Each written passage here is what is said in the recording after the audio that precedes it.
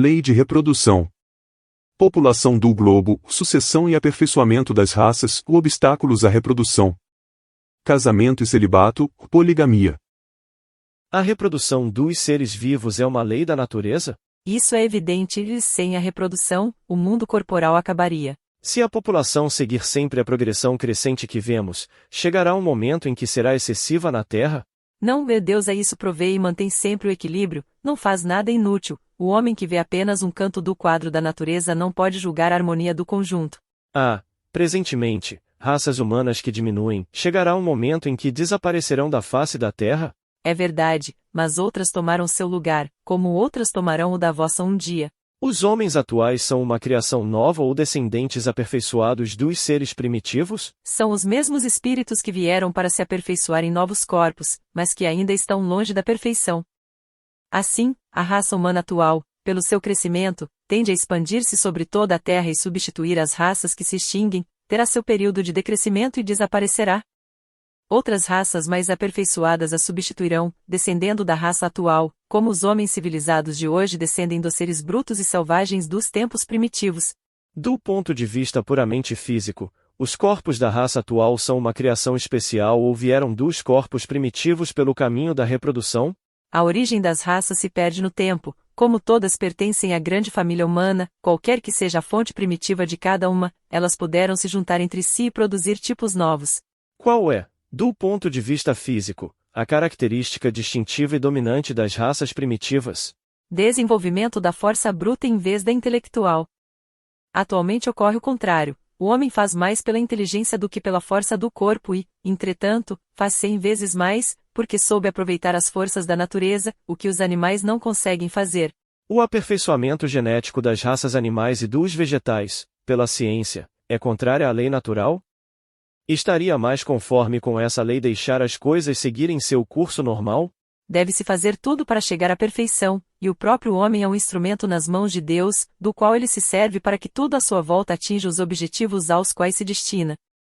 A perfeição, sendo o objetivo para o qual tende a natureza, é de Deus favorecer essa perfeição. Mas o homem somente se esforça para o melhoramento dessas raças por interesse pessoal e, raramente, tem outro objetivo senão o aumento de seus prazeres. Isso não diminui seu mérito? Que importa que seu mérito seja nulo, contanto que o progresso se faça?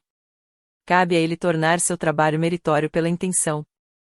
Aliás, por meio desse trabalho, exerce e desenvolve sua inteligência e é sob esse aspecto que obtém maior proveito. As leis e costumes humanos que criam obstáculos à reprodução são contrários à lei da natureza? Tudo que dificulte a marcha da natureza é contrário à lei geral.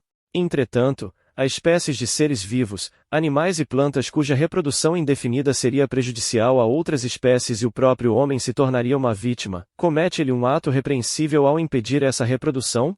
Deus deu ao homem, sobre todos os seres vivos, um poder que deve usar para o bem, mas do qual não deve abusar. Pode-se regular a reprodução conforme as necessidades, mas do qual não deve dificultá-la sem razão. A ação inteligente do homem é um contrapeso estabelecido por Deus para equilibrar as forças da natureza, e é isso ainda que o distingue dos animais, porque o faz com conhecimento de causa.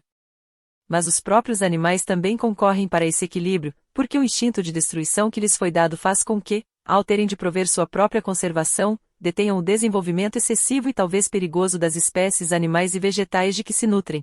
Que pensar do controle da natalidade para impedir a reprodução e satisfazer a sensualidade? Isso prova a predominância do corpo sobre a alma e quanto o homem está materializado.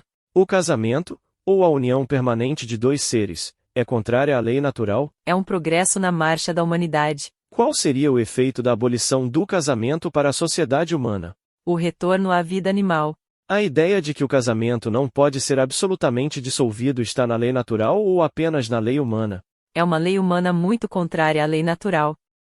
Mas os homens podem mudar suas leis, as da natureza são as únicas imutáveis. O celibato voluntário é meritório aos olhos de Deus? Não, e os que vivem assim por egoísmo desagradam a Deus e enganam a todos.